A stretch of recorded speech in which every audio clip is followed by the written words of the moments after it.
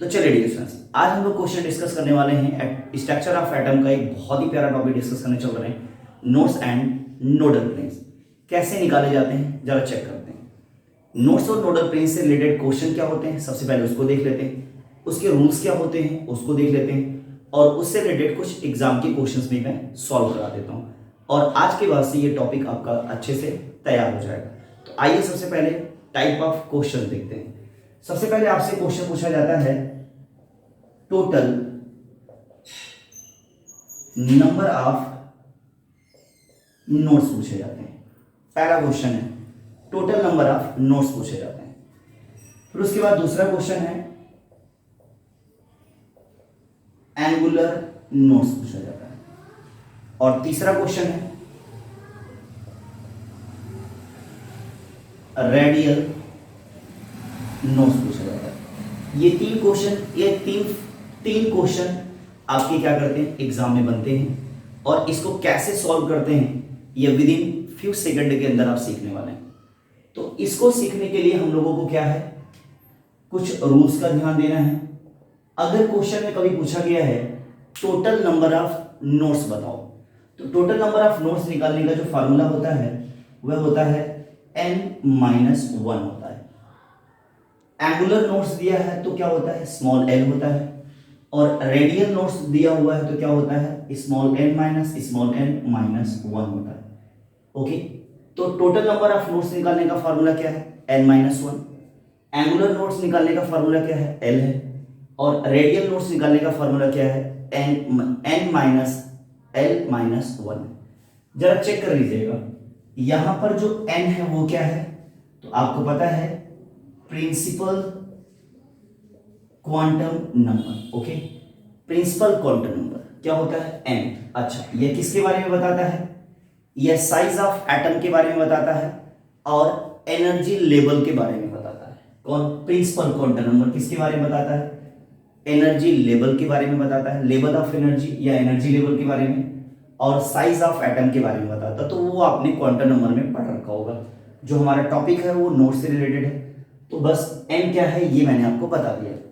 l क्या है आपको मैं बता दूं, जो आपका l है वो क्या है, तो ये आपका है azimuthal quantum number. Quantum number कितने होते हैं आपने पढ़ रखा होगा, principal quantum number, azimuthal quantum number, magnetic quantum number and spin quantum number. आपने अच्छे से डिस्कस किया, और नहीं किया है तो वीडियोस बनी हुई हैं, आप जाकर के उसको क्या कर सकते हैं, देख सकते हैं।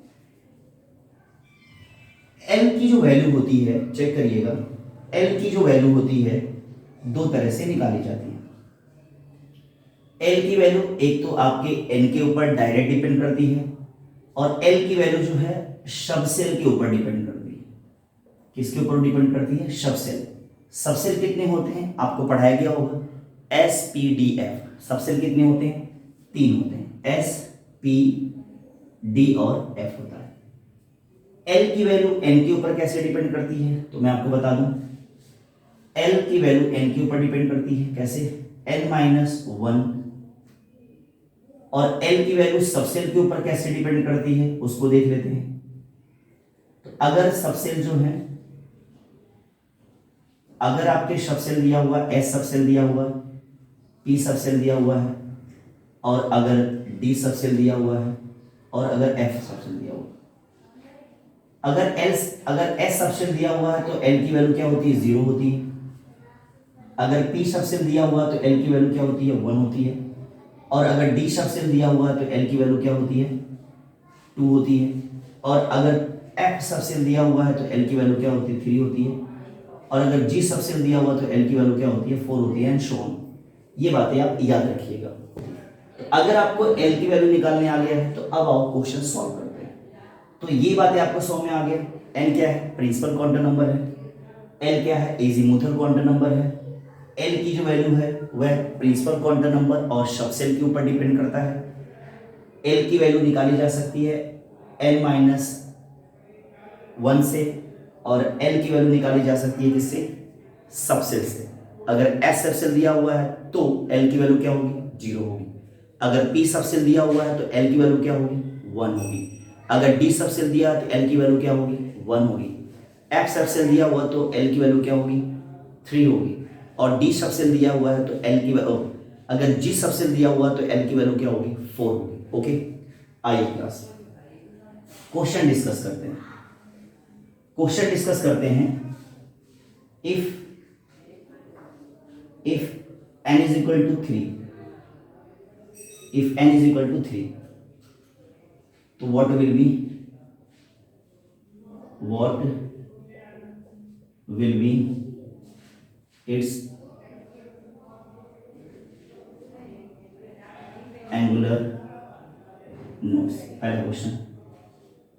and what will be its angular nodes and total number of nodes। देखिएगा टोटल नंबर ऑफ, दो क्वेश्चंस मैंने पूछे आपसे। क्या पूछा है कि अगर n इज इक्वल टू 3 दिया हुआ है, if n is equal to 3 यानी कि प्रिंसिपल नंबर क्या है, प्रिंसिपल अगर n जो है प्रिंसिपल क्वांटम नंबर में जो एनर्जी लेवल है वो 3 है, तो उसके लिए आप एंगुलर नोड्स बताइए और टोटल नंबर ऑफ नोड्स बताइए। तो एंगुलर नोड्स और टोटल नंबर ऑफ नोड्स कैसे निकलेगा, आपको फार्मूला बताया मैंने। Total number of nodes is equal to क्या होता है 1 माइनस n माइनस 1 होता है। n की वैल्यू क्या दी हुई है 3 दी है, -1 क्या हो जाएगा 2 हो जाएगा। तो टोटल नंबर ऑफ नोड्स कितना निकल गया 2 निकल गया। एंगुलर नोड्स क्या होता है, एंगुलर नोड्स कैसे निकाला जाता है तो L होता है। तो यार L की वैल्यू क्या है, तो आपको पता है L की जो वैल्यू है डिपेंड करता है किसके ऊपर, n माइनस 1 के ऊपर। n माइनस 1 के ऊपर L की वैल्यू डिपेंड करता है, इसकी भी वैल्यू कितनी आ जाएगी 2 आ जाएगी। ओके, अब इसको नोट डाउन करो। अब ये बहुत ही प्यारा और अच्छा सा क्वेश्चन कराता हूँ, आपको बहुत मजा आएगा, जिसमें सारी चीजें क्या होंगी इन्वॉल्व होंगी। तो पहले इसको शॉर्ट स्क्रीन लो, फिर हम लोग नेक्स्ट क्वेश्चन सॉल्व करते हैं।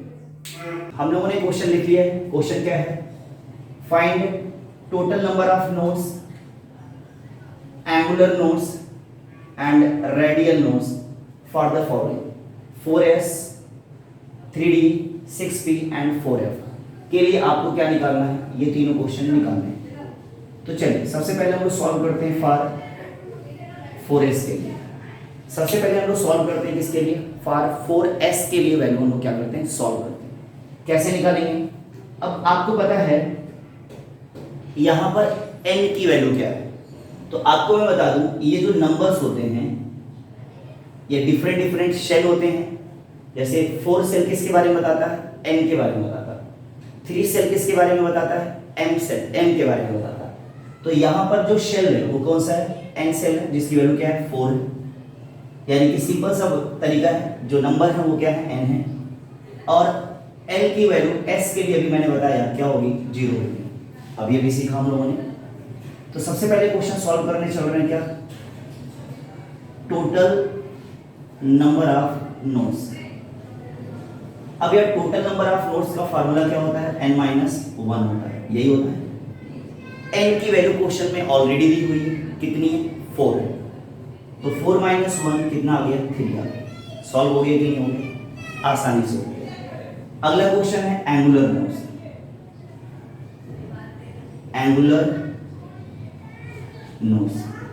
एंगुलर नोड्स जो होता है ये L के बराबर, यानी कि L की जो वैल्यू होगी वही उसका क्या होगा एंगुलर नोड होगा। यहां पर L की वैल्यू क्या है 0।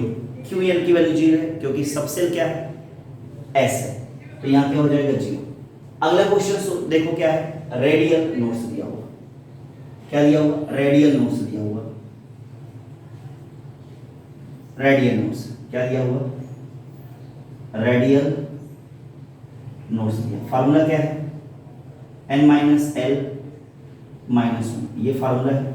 तो अब यार आप फार्मूला लगा दोगे, n की वैल्यू क्या दी हुई है 4 दी है, l की वैल्यू क्या है 0 है, और -1 कितना आ गया 3 आ गया। यानी कि रेडियल नोड्स कितना आ गया 3 आ गया। ओके, तो अब आपने क्या कर लिया s का निकाल लिया। एक और मैं f का निकाल देता हूँ, बाकी ये आपके लिए होमवर्क रहेगा। ओके, आप यह और यह आप खुद ही करोगे। चलो आओ मैं सॉल्व करता हूँ। किसके लिए निकालना है 4f के लिए निकालना है। किसके लिए निकालना है 4f के लिए निकालना है। तो यार 4f के लिए जो n की वैल्यू है क्या 4 और l की वैल्यू क्या हो जाएगी 3 हो जाएगी। आपको मैंने सिखाया कि f सबसेट के लिए l की वैल्यू क्या होती है 4 होती है, सॉरी 3 होती है। अब आप निकाल सकते हैं क्या टोटल नंबर ऑफ नोड्स निकाल सकते हैं n-1। तो यह यार आपका 4 हो जाएगा, 4 - 1 कितना हो गया 3 आ गया। उसके बाद एंगुलर नोड्स निकाल सकते हैं, एंगुलर नोड्स निकाल सकते हैं कितना हो जाएगा l होता है और l की वैल्यू यहाँ क्या दी हुई है 3 दी हुई है।